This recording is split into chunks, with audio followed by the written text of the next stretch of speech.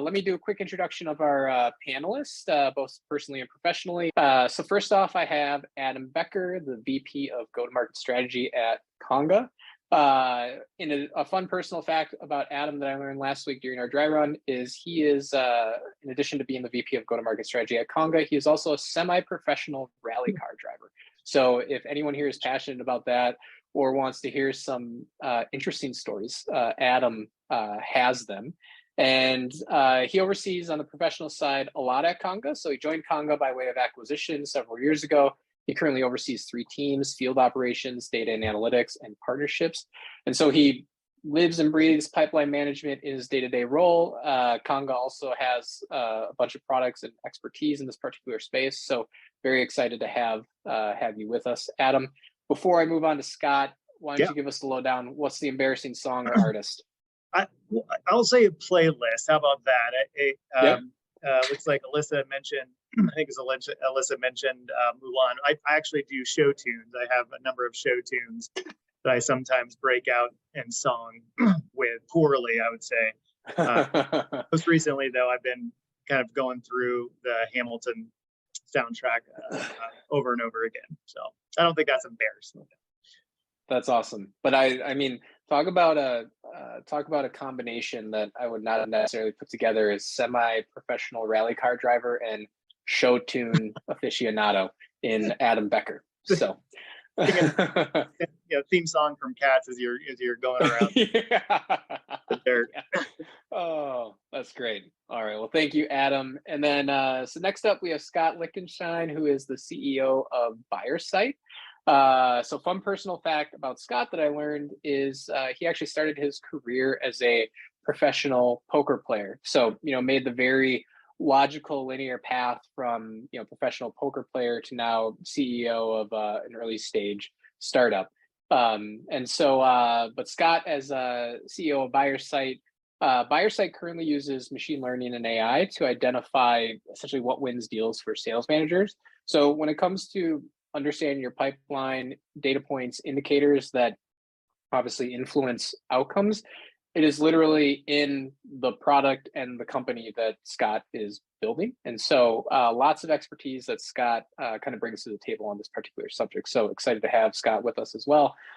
All right, and now everybody here is dying to hear Scott. I mean, how are you gonna, one up Adam on his show tunes? But what's the either the playlist, the song, the artist that's we'll say is embarrassing for you? Yeah, I do love me some show tunes as well. But what jumped to mind is I actually recently went to karaoke and got ABBA stuck in my head. I've been listening to Dancing Queen on repeat, and once it's in there, you just can't get it out. I can confirm that is true. Yes. All right. So there we go. We've got ABBA. We've got show tunes, professional poker players, and semi-pro rally car drivers, and then obviously effective pipeline management as our topic. So, all right. Well, thank you guys for joining. Excited to have you all here. So again, the goal of today is we want to talk about effective pipeline management, especially in today's market environment, how that can unlock and drive consistent revenue growth. Because despite what is happening in the economy or the global markets, companies still need to grow, and they need to do so consistently and effectively. So before we get into specific, say, tactics, things that people can do, all of that good stuff, I want to first kind of ask the question, Adam, maybe we kind of start with you, is like everyone on this call works for some company. That company probably has some sort of sales pipeline with some level of unpredictability in it today. So before we get into some specific tactics, like I said, what are the things that either the risk or the items that are actually driving unpredictability in anyone's pipeline? Sure. Yeah. And maybe to help set the stage, the organization I work for, Conga, today, is I'll call it a mid-market software company. And we have about, call it 1,500 or so total employees and 115 or so AEs that we sell, obviously at a global level. And so when I was thinking about obviously the topic here and really trying to think through, hey, what are all the things I do forecasting calls on a weekly basis and think about, managing that pipeline that's coming from our teams and through our different channels on a daily basis. And I'm sure that I would be remiss if I didn't bring up, the biggest risk that I think that we're seeing right now in the moment is the macroeconomic environment. You already touched on that. And so, as we are going through especially the last 3 or 4 months, and really kind of seeing, this really transform, especially the business that I'm, technology business, and I know it has larger ripples than just that, but thinking about the difference that we saw, call it 5 years ago in the tech industry, where we're seeing growth at all costs, where you just got to be able to grow, and it's really about how fast you get those year-over-year number to crank up to get to your Rule of 40. Now all of a sudden, the pendulum is swinging real hard the other way towards profitable growth, right? And it's not like you can't grow, but now it's all around profitability. And I would say that the risk profile has really started to rise. In other words, the meaning and the need to really understand in a very scrupulous manner the risk that is in your pipeline just becomes more and more important as the profitability of organizations is going to be valued at a higher level than overarching growth. And so, for us, it has been, and we really look at the market in two different ways. We look at our larger transactions that we do that are more transformational type of deals, multi-million-dollar deals type of situation.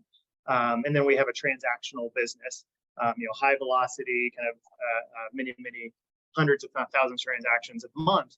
And so when we step back and look at this, and we talk about forecasting, it really becomes the art and the science. And that's kind of an old adage, is the art and science of pipeline management. But definitely, some of the risks that we're really starting to tighten screws down into are these larger transactions that for any of those tech companies out there that are going through the same process in their world of kind of like, oh my gosh, I need to step back and relook at my business, how we're set up for growth. Are we profitable? How do we get to profitability? All those types of things. It's no surprise out there that you can literally read. I was reading stories this morning that everyone's tightening down budgets right now, is trying to find those areas, and so that automatically introduces risk into the deal cycles. Where a year ago you used to be able to predict those types of deals, whether they're renewals coming in on a recurring software business, or whether it's brand new customers coming online. Both of those scenarios are getting scrutinized much more now today, and having far more eyeballs on them across many more people than ever before. And so that for us has introduced probably certainly the biggest, most talked about risk that we're seeing right now in our business, and trying to determine, hey, how best we combat that over time. Yeah. So I heard, I kind of heard, I guess, two things there. So one is complexity, right? Obviously with larger deals, you're going to have more complexity in terms of stakeholder involvement, products, pricing, right? Lots of things there. So in terms of like the risk or the specifics that drive unpredictability, complexity of a deal is going to be one of those factors for sure. And absolutely. I think the other one, and the other one that I kind of heard was, I guess like more on like timelines, or call it like uncontrolled timelines, was anytime you introduce more stakeholders or more governance, right? Even if you take like the same type of deal that you're trying to execute on now and look at, if you had that deal say 6 months ago, 9 months ago, may have required less approval. Maybe the CFO didn't need to be involved, or the CFO office didn't need to be involved at all. You have that same type of deal right now, there's going to be new elements there, right? So even looking at some things like historical data points on sales cycle and things like that may not necessarily be a great indicator of how those things are going to perform today. Yeah, and absolutely. Yeah.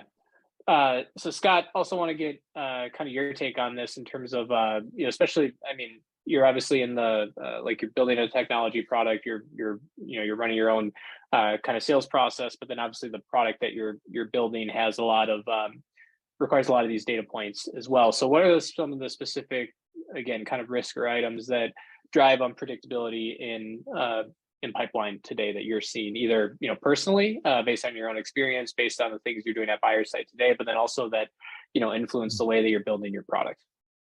Yeah, I think you guys touched on a lot of great stuff there. That it's hard to ignore that macroeconomic situation right now. That's probably the biggest driver of unpredictability for most folks. And as you guys touched on, we're starting to see that in close dates getting pushed out, amounts decreasing, sometimes even like champions getting laid off, right? Like there's just all kinds of unforeseen factors at play with the macroeconomic conditions. So it's really unpleasant for a lot of people out there right now, I imagine. But more generally, there's a couple of things that I see pretty consistently in shaky pipelines.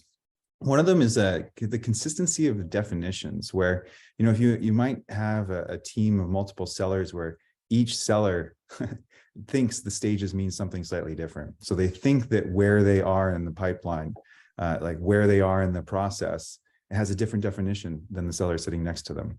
And so that means that they might say, I'm in stage 3, and the other seller next to them says, I'm also in stage 3, but they're in completely different places in the process. And this is surprisingly common, especially in early and mid-stage businesses, where there's just not consistency in the process to know where exactly we are. So if you don't know where you are, it's very hard to predict what's going to happen. And so if we don't have that consistency across the team, and it just makes it so much harder for the leader. And one way to help with that is to, when you're designing your stages, when you're designing your process, a good trick is to always make the end of each stage, at the end of each milestone, a condition that has to be true. So once they've unlocked that statement, so for example, like we've engaged something as simple as we've engaged finance. So once finance is engaged, and that is true, we can exit this stage to the next one. And then we all have a consistent exit criteria of what does it mean to move from stage 2 to stage 3 or whatever, right? So the consistency just makes it so much easier as a leader to then look at the pipeline and have a sense of where we are. And it's something that's often forgotten. So, when I do consulting or have joined companies in the past, sometimes I'm quite surprised by just how all over the place those individual stages can be. And, the other thing driving complexity is just, I was guilty of this too when I was a seller, but happy ears, right? Like as a seller, we don't always really know where we are. I mean, it took me years to calibrate my own happy ears to really understand, not just listening to what prospects are saying and taking it at face value, but to try to take into account everything that I've learned about where we are in the process and really understand, is this happening or not? It takes a long time to calibrate. And so that internal understanding what's going on for each seller is quite a bit different. So then the way to mitigate that is just to use as much objective data as we can. Like you mentioned earlier, the art and the science of sales. And often when it comes to pipeline, we rely a lot on the art without the science, because there's a lot, and we can get into this more as we have a discussion here, but there's a lot of great objective data, just screaming out to you what's going on that often leaders overlook. So there's, indicators that we can use to try to, blunt some of the influence of these happy ears. Yeah, and makes a lot of sense. I think it's kind of, I'll say it's clear, it's kind of obvious when you close a deal, right? And I'll say in most cases it's I don't know if obvious is the right word, because I still see tons of people have issues here, but when you set a meeting, when you start to talk to an account about a new opportunity, it's kind of obvious when stuff is at the top of the funnel as well. But you obviously can't forget about everything that happens in between, and the consistency and the need for consistency there, right? To just help you understand where you actually are, so that, like you said, Scott, person A doesn't have separate definition for the same thing from person B, from person C. And then obviously Adam, as a leader, right? You need to understand all that stuff in order to kind of have an accurate forecast and be able to communicate up to others in your executive team. One other thing before we kind of move on from some of these risks that are driving some of this uncertainty, Adam, that I wanted to ask you specifically, given obviously the expertise that you all have on with Conga in terms of quoting, pricing, things like that, is what about we talked about a little bit with complexity of the deal. But whether it's new business or even current business, right? And you're looking at expansion or upsell, how does maybe the knowns, or rather the unknowns, of what's actually in your contracts, right, actually impact like pipeline, right? Like if you're looking at your renewal pipeline or your expansion or your upsell pipeline, how much of a factor does the unknowns in terms of like what's in your contract, are there opt-outs, other things like that, how does that play into again effectively managing pipeline, some Yeah, things that people don't necessarily think about all the time? yeah. And I think we've seen some pretty outstanding examples of what happens if you don't know what's in your contracts. Again, not to bring up old stuff, but like the beginning of COVID, if we try to remember what that was like, and everyone automatically started ripping through all their contracts, trying to figure out, oh my gosh, who has out clauses or who has cancellation policies. I know that when we, as a buyer, as we were just moving into our sales kickoff, right when COVID was setting in, and literally every single year in the middle of it, we were kind of hemming and hawing back and forth on like, hey, are we going to go to this event? Are we going to book this, multi-million-dollar type of event policy? And I know that that industry, was just poring over their contracts to try to understand the risk that's in there for downsell and churn.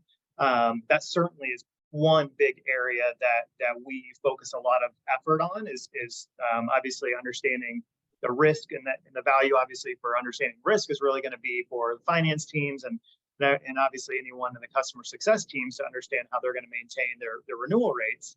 But you also mentioned expansion and upsell opportunities. If anyone out there is like our business, we run, we have multiple products. We have a lot of different product lines, and we have several different channels of which we take those products to market through. And some of those products have ways in which you can go into overutilization or have compliance issues. So how people are utilizing the software is also an element that's built into these contracts type of thing, and understanding what's in those really helps you understand like, hey, is there utilization clauses that allow you to go and extract more revenue out of your current contracts that you currently have, let alone just the basics of understanding what products are on each of these contracts that are out there, right, at the product line level. And maybe just to comment one more thing is you mentioned of really trying to get that grasp of what's going on in your pipeline from the beginning, the inception of pipeline on one side, all the way to closure on the other, and everything that happens in the middle of that. I know I talk a lot about what is the level of fidelity that we have of that pipeline as it moves and progresses through those stages. And at the very top of the funnel, we have very little fidelity. We know there's interest in some kind of product, probably like a product line type of thing. And as you move, as the team moves those deals through, you get more and more detail, right, about, okay, what specific maybe parts of the product, functionality, versions of the product, blah, blah, blah, blah, blah, how many seats, how many licenses, how much utilization, all those types of things, how many units. And as that comes together, the more fidelity that you can structure that data in a place where you can pull it out allows you to predict that pipeline in many, many, many different ways than I think from kind of a first blush, right? So I think a lot of people think of like, well, I'm going to call this, call it a $100,000 deal, and I think I can get it in, next month or whatever. Now we have to get into a world, especially again with this economy, of understanding things like profitability, or like when's the billing, right? What are the terms that are in that? When are we going to start recognizing that revenue? How can we start forecasting and predicting the revenue that we're going to be capturing based upon the billing terms that we're pulling together in the quote before it goes close one? And so for us, and obviously we're in a kind of a unique situation because we sell the product that we use, our CPQ product, to allow us to get that level of fidelity. And we, Scott, you kind of mentioned different gates around the stages.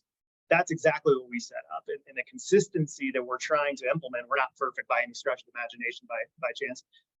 Is through each of the gates, we expect to see deeper and deeper levels of fidelity that unlocks more value actually to the sellers, right? As we know more about a deal, we can pull in the right person or expert in those deal processes to help that move on to the next step, and maybe overcome any specific hurdles based upon what we're seeing. So we're actually implementing our own tools along the way, and kind of tightening down those screws that you have to pass stage gates as requirements to be able to fill out. You have to have a preliminary quote as an example on an opportunity before it leaves stage 2 in order to powerfully progress that deal type of concept.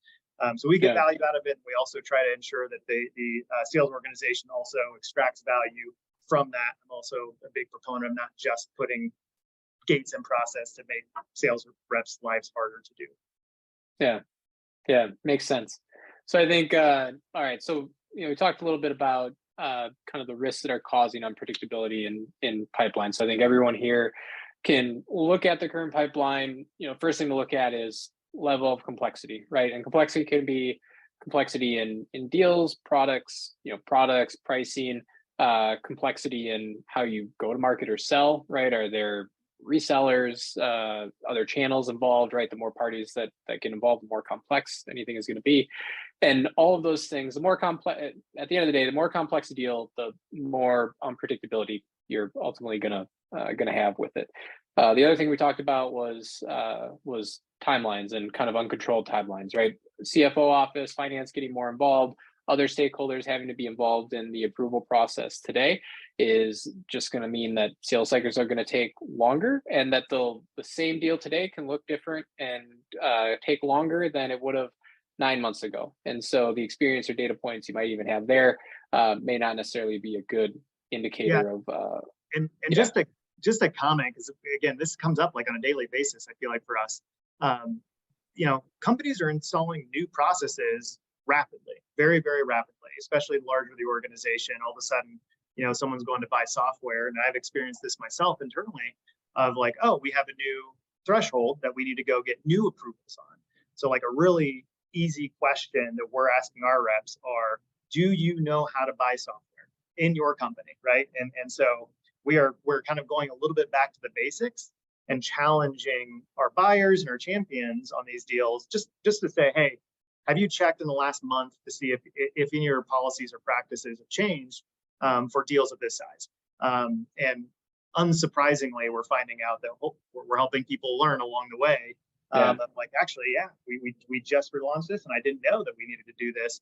That could have killed a deal. Yep. Yeah, it makes tons of sense. And I think in addition to that, the last item we talked about was if you go away from necessarily the new business side of your pipeline, look at things like expansion, renewal, obviously understanding what's in your current contracts, how your current contracts are structured as an indicator of kind of how much kind of risk or unpredictability might be in the pipeline. There is another aspect to look at. So all right, so those are some of the things that can drive this unpredictability that we all have. And obviously the unpredictability can create inaccurate forecasting. It can make it hard to understand where we could potentially end up, how we communicate to our board, how we communicate to our executives, ultimately how we look at the end of the day. So Scott, you talked a little bit about this with like common definitions, right? So but like if you talk about like diagnosing or maybe analyzing some of this risk, like how how would you go about it? Or like the common definition thing, right? Is that a question of saying like, hey, do we have documentation for clear entry and exit criteria for every stage within our pipeline? Do you figure that out by talking to like the salespeople on like on the team? Like what are some of the things that you can do to actually like diagnose and like analyze the risk of unpredictability in the pipeline, since we just kind of talked about some of the items that might be driving that? Yeah. Well, real quick on the stages too. So if you're, one of the things that I tend to see when stages are in need of a refresh is you'll see behavior like, and it depends on what your CRM allows folks to do, but you'll start often seeing stage skipping, or you might even see stages like moving backwards often. That can tend to be a sign that reps don't really know where they are. right? Please so like never that, do that. yeah, well, that's surprisingly common. I know. But all that kind of fun stuff, right? Where, and especially the skipping. I mean, there's one company I was doing some consulting work with where they had like a stage in the middle of their process that was the valley of death. If an opportunity touched this stage, its percentage chance to win just dropped dramatically. Everything that was winning was skipping this one stage. It was like a parking lot. They were dumping their crap in there. And so there's all kinds of fun behavior that you can start to get in when you look at stages, but keeping it simple, just because, as you were saying, it can get very complicated very, very quickly. So just like simple things that must be true. Like, have we delivered the proposal? Have we looped in certain stakeholders that are going to need to be part of this process? Like those kinds of very basic questions can be good gates to move to an additional stage. And, you know, and again, it usually screams out at you when you have a problem with those stages, because deals aren't moving linearly through your stages in a process that's predictable. And then, you know, in terms of the other part of your question about like diagnosing some of the complexity, like when you are really diagnosing a shaky pipeline, and we can get into this more deeply, but there's really like three key metrics that we've seen from our data. You know, so what BuyerSight does is we essentially use machine learning to predict sales outcomes. So three metrics that are, for time and time again, at the top of the list for predicting outcomes for pipeline. All right, close date movements. How is that close date moving? Which direction is it moving, and how frequently is it moving? These are all inputs, and we can talk more about what that means, but that's a huge one. All right, and connection velocity is another one. So are we actually having meaningful connections? Things like connected phone calls, meetings, you know, two-way back and forth by email. Those are each examples of a connection. So how frequently are those occurring can be a very strong indicator of the health of what you're dealing with. And then lastly, just a simple one is time and stage, age, right? How long has it been in there? And that's a really fascinating one where you now, it's not always the fact that age is a bad thing, right? It's not ageist. It's not the age is negative.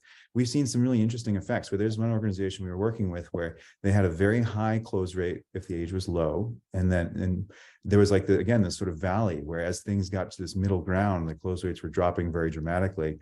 But then there was this weird effect where there were some deals that once it got to a very long time period, it spiked again. And now there was all these particulars about their business, why this was occurring, this sort of barbell shape where long deals and short deals had higher win rates than this mid-range section that had a very low win rate. That was unique to them. But you can get all kinds of interesting analytics about the age and how that time and stage is affecting your win rate. And you guys mentioned this earlier too, and I wanted to highlight that point about historical data might not be a great indicator of what you're going to see going forward, but it's the best we have. So I would say, you know, using historical data, but then take it with a grain of salt, maybe shade it a little bit, right? So if you're saying we used to close in a certain number of days, you can probably estimate maybe it's going to take a little bit longer than that, you know, using your intuition to shade the data, but historical data still can be pretty powerful. Yeah, that's good. So I heard close date movements. I heard activities that are kind of occurring on the deal, and then essentially age or kind of time and stage. And so actually, so Pablo and Nate in the chat are kind of bring up some some interesting points on this. So one is like, so Pablo was like, hey, I don't even rely on stage to like infer or get at the likelihood to win. Instead, I leverage forecast categories, which like to me could just be a separate, call it like set of stages, right? But you know, so like and he brought up this analogy of like speedometer versus thermometer, which I kind of like a lot, Pablo. But so what's your I guess Scott or Adam, like what's your take? Yeah, I was take actually on that? I was typing a response to that one. I tend to agree a little bit, and it's funny. I think that, you know, my experience kind of almost like seesaw back and forth a little bit, which is like, one, I will put a lot of focus on the forecast category, and we'll really ensure that we have, again, that consistency on the forecast category. And then like, we won't look at stage progression quite as much. And then once we go to stage progression, we'll look at, you know, what conversion rates are doing over time per stage, or whatever that metric, that trailing metric may look like. We start seeing that wobble around. It's like, we're going to go focus on stage progression and really dial that back in. And then people get loose on the forecast category. But we use the same construct, though, is we really do look at the stage progression of just truly like how far along in the sales cycle we are. And like Scott, you mentioned, like big deals like going backwards. And stages. Like theoretically, that shouldn't happen, and all those types of things. So that's we will put more structure around our stages, but really manage. It's really the art, right? The thermometer analogy or the gut feel. But we then utilize the forecast category to triangulate in, obviously, and things theoretically, right? You better hopefully be in negotiation or know very, very well how you're going to negotiate this deal out if you're calling this deal, if you're committing this deal in this period or whatever that may be. So we do have a bit of a matrix that we employ of forecast category by stage. But for us, again, we do tend to kind of go back and forth a little bit. Right now, we're starting to focus in on back on the stage progression. Yeah, and I agree that both of them are valuable. And I think about them a little bit differently though, right? Because stages, so if you think about opportunity stages, my opinion, the best way to use those is as an indicator of what has happened. So where are we in the process? Whereas the forecast category is more of a measure of confidence, right? So it could be that we've gotten far, a lot of things have happened, but the rep is not very confident. Or it could be that we're still early in the process, but the rep has, really strong indicators for some reason, right? So like those two levers are almost, I wouldn't use one to the exclusion of the other, but I would prefer to have both. Right? And just make sure that they're clear how you're using them. And then with the idea of stages being just like what has happened, it also gives some clarity around what those stages mean. So it makes it easier for reps to decide where they are because it's about like the actual events that has happened. Whereas like, because forecast categories, when it starts to get, if we're just saying things like, commit or upside or, things like very fuzzy categories. I mean, I haven't seen an organization where those numbers are very tightly correlated with outcomes. It really depends on the rep. Some reps are very good at giving forecast categories. Some have no idea what category should belong in. It's really person dependent. So I like having both of those data points personally. Yeah, that's good. And I do, I like the clear entry exit criteria for stage to stage changes. I think, and like you said, Scott, that's very clearly like, this is where things are in our process, right? And I think that gets to the point where we haven't actually said this out loud yet, but like the stages in your pipeline should align to how you sell or how you close your business, right? And having very like clear entry and exit criteria allows you to have no fuzziness in terms of like what it means for a deal to be in a certain place. And actually, you brought up another unique point, which I guess this is like one of my questions on, call it like why we have a need for say forecasting or forecasting categories even in general is like if you think about your pipeline and the fact that you have if you have stages with clear criteria and expected close dates that align with when you expect to close deals, you should have theoretically data points to tell you, hey, for everything that gets to this stage, X percentage will actually close, right? So why do we need more data points or subjective data points or qualitative, like, hey, what's your level of confidence, right? Like, why do we need any of the forecasting stuff if, we've got a pipeline with close dates and historical data points to tell us like what's actually expected to close? Convince me otherwise, right? Like I'm skeptical on forecasting. Why do we need it? Well, forecasting and forecasting categories might be two different things, right? Because you're right in some ways. Forecasting categories is almost just in some ways like a useful piece of data. It can be very informative as a leader, but I wouldn't make a lot of decisions on that category because it's just a subjective opinion of your rep, in which you can get a lot better sense of where the strength of the deal through the actual data in the deal by listening to the conversations, by looking in the email exchanges and seeing where we are. As the happy year phenomenon is real. And again, as a sales leader, knowing your reps is key, right? So like, is this rep reliable in their forecast category? Is this question you always have to ask yourself. So I would argue maybe forecast categories is sort of like icing on the cake, but forecasting, of course, the act of forecasting is critically valuable just to know what for planning, right? What's coming up next. Yeah. So yeah, that act of forecasting is one that you can't be too good at it. It's worth practicing as much as possible. But yeah. Does that answer your question? Yeah, and Adam, what what do you think as the sales leader who is obviously managing, managing teams, managing forecast up and down? And I would say, like, it is interesting. I mentioned at the top of the call that we have kind of two different segments of our business, two macro segments. One is more transactional, and we employ tooling around forecasting. So we utilize Clary internally here, and it has predictive AI, which is using daily prorated conversion rates by stage or forecast category, whatever you choose. And for a transactional business, the funny thing, like, we were finding that the AI was predicting at a higher level of accuracy where we would finish versus the humans. And that's after you tune it, you really kind of dial this thing in. But again, when we talk about the larger, more complex deal sizes, especially right now, and I think that's the big thing about forecasting, right? Yeah, if everything was a whole bunch of volume and everything's high volume and it becomes very, very predictable. But we don't live in a predictable economy right now, especially in the world that we're in. And the reality is the pace of change in our economy is only going to increase.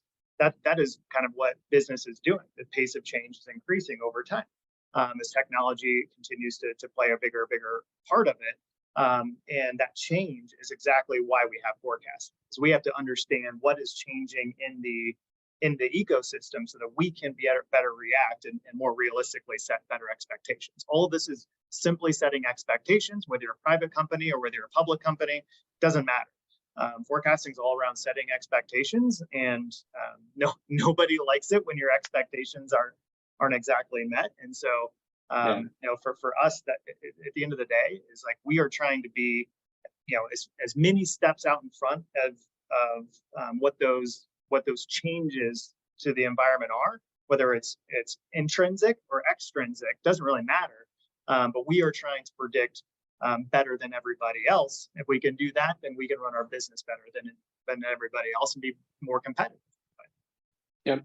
Yeah, makes sense. So, all right. So we talked about some of the risk and the items that cause unpredictability in your pipeline. We also now talked about how you can kind of diagnose and analyze some of those risks, right? Like Scott, you brought up 3 data points in terms of activities that are occurring on any deal, how frequently close date is getting adjusted, and then how the element of time, right? How long has a particular deal been in a certain stage, and obviously all those things are going to be unique to your business and to how you kind of sell and go to market. And I think both of you brought up a really great point on the fact that, like, hey, you're never going to completely eliminate risk, and you're obviously never going to have perfect data and perfect insight into anything. And so things like forecasting categories or historical metrics, even though, say, the current climate might be different, like, you got to use the data points that you have. And I say this for everything, like, done is better than perfect, right? Like, get some idea of like where you're heading, where you are, right? Know that you're not going to be perfect, but it's better than certainly having nothing. And so if we get into now, like, some of the tactics that can actually drive more consistency, like, what can we all start doing today, right, to help to uncover where this unpredictability exists and then ultimately, like, fix it or do the best that we can to fix it? I think, Scott, you talked about, like, hey, do you have very clear entry and exit criteria for every single stage of your pipeline? Is that documented somewhere? And does everybody agree and know that that's what stages mean? But what are some other, like, things that people can start to do to drive more consistency? Like, Adam, I heard you mention things like, gating, like the ability to move things from stage to stage within your CRM. Like, what are some other, like, specific things that will strike that right balance for folks? Yeah, and one of the things I'll at least play off of Pablo, I think you should be speaking here as well.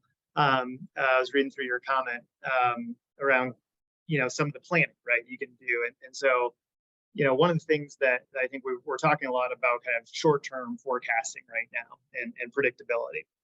But so much of this is also longer-term predictability. And so one of the things that we do to try and stem kind of a longer term viewpoint is we run what we call a 2-quarter cadence. And basically that means that at the very least, we're obviously forecasting this current period that you're in. That's everyone typically does. We're also making sure that we're on a regular basis looking forward at least 1 quarter. And our goal is, as we increase our predictability and start really calling the ball further and out, which really comes around to like, can we predict the next year? Can we plan for the next year? Does that give us the ability to do capacity planning and all those types of things?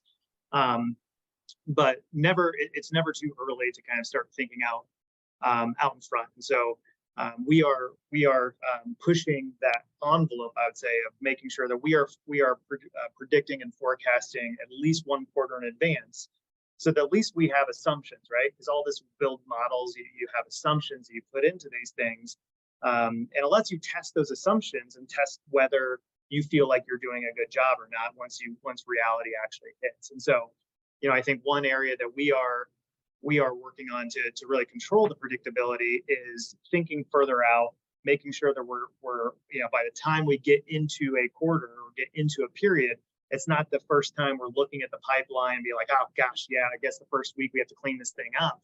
No, that should have been done 3 months ago. And so that is just behavior. It's all behavior to get it to waterfall through every individual, to have our reps and our managers all be thinking of it a little bit longer time frame out there. And I thought that's a little. I think it's being meaningful in our business, especially as we start thinking about, hey, what do we believe is going to happen next quarter, next year? So that for one area is useful for us. Yeah, and I agree. I agree entirely on the like getting that database visibility earlier, and not just thinking about the current quarter that you're in, because let's take for example, like anyone in B2B, let's say if your average deal size is 15K, your average sales cycle is probably roughly 30 days, give or take. There's 90 days in a particular quarter, so you're not talking about like basically anything you do in the last 30 days of your quarter, or the last third, right? 33% of time is actually going to be spent on things that will impact the next quarter, right? And so why would you not, or how would you not? Like, it sounds kind of crazy to be like, oh yeah, a third of time in this particular period is actually going to be related to the next period. Like, why would you not start to think about that stuff now? And obviously, then if your sales cycles are longer, right? If you're talking now about 45 days, 60 days, right? More than half of the actual activity or the work that you'll do in any given time period is actually going to drive an outcome in a future time period. So yeah, you absolutely can't be thinking about things in terms of just like what is going to be the outcome in this particular quarter, but like what's the stuff that we've got to do this quarter or this period to impact the next period is going to be, absolutely critical. Scott, I think you were going to kind of add some stuff to what Adam had said there as well. Yeah, and you folks made me chuckle, bringing back those bad memories of day one of the quarter, and it's like, oh crap, the pipeline. That's not a good way to start the quarter. But earlier in our careers, I'm sure we've all been there before. But yes, something to avoid. But yeah, one thing that when I was leading a team back in the day that we started doing that was just so helpful for me as a leader to get better at forecasting was doing forecasting retros, where we look back at what we thought was going to happen. So at some earlier point in the period, compare that to what actually happened, and then say, okay, of the things that didn't go as we thought, were there any indicators that we missed? Was there anything here that could have told us what was actually going to happen? And that retro process of like going backwards and thinking like, how can we improve that feedback loop on your forecasting is so helpful to get better at it. When it's because I feel like a lot of folks are just sort of shooting in the dark and they're like, oh, we missed next quarter, oh, we missed, but not really trying to refine the aim. I used to be like that too, but those retros were very helpful. Yeah. We play a game called Closest to the Pin. So whoever forecasts an accuracy, right? So we started rewarding our managers and our leaders on forecasting accuracy, not necessarily who gets sells the most or whatever. Put your money where your mouth is, but that really forces that behavior to go back. It's like, what happened? How come I called the ball so far off? Type of concept. Yeah, I like that. And And yeah, and I think, too, Scott, one of the things you mentioned a bunch is like, it doesn't need to be complicated or complex, right? Like if you're doing a forecasting retro, for example, like look at like, hey, what did we call? What did we think was going to happen compared to actual results, right? Now you have some variance there, right? That you can potentially use some data point to apply to future periods and then say, okay, like, so we were off. Why were we off, right? Is there anything that we can learn about how we will say call things this particular quarter that can allow us to, as Adam said, get closer to the pin? And then, again, incentive management is one of those other big pieces, like, incentivize to drive the behaviors that you want, right? And if if forecasting accuracy is something important, consider, like you said, putting your money where your mouth is a little bit.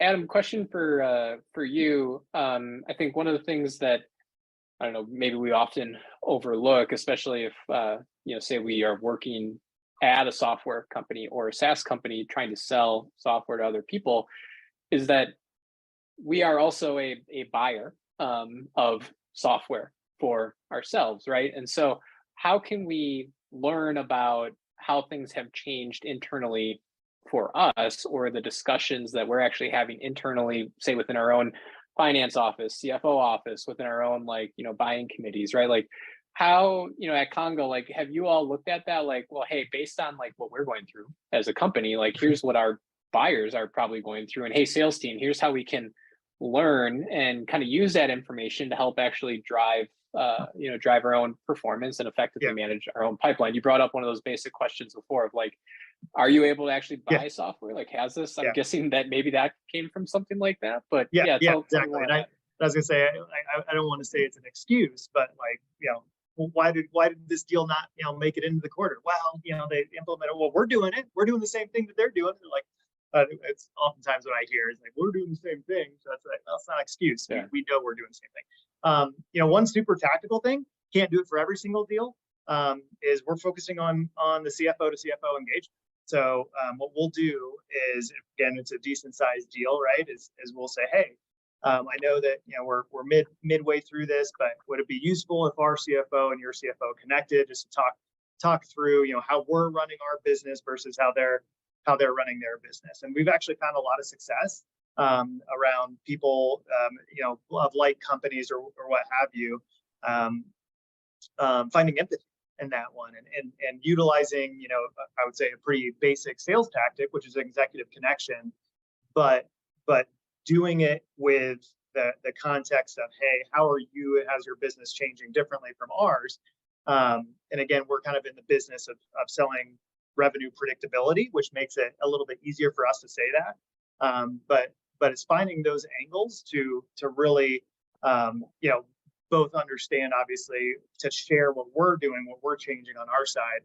But we set up, many of our teams will pull our CFO in or chief legal officer or whatever, and have them talk through what we're doing differently to our team. So we purposefully use the intelligence of what we're doing, and then we also obviously do our best to keep everyone apprised as we're buying software, what is it that we're changing on our side as well. But found a lot of success and getting these C-level connections, dealing with this subject, and I think there's just value both directions that happen regardless if the deal gets done or not.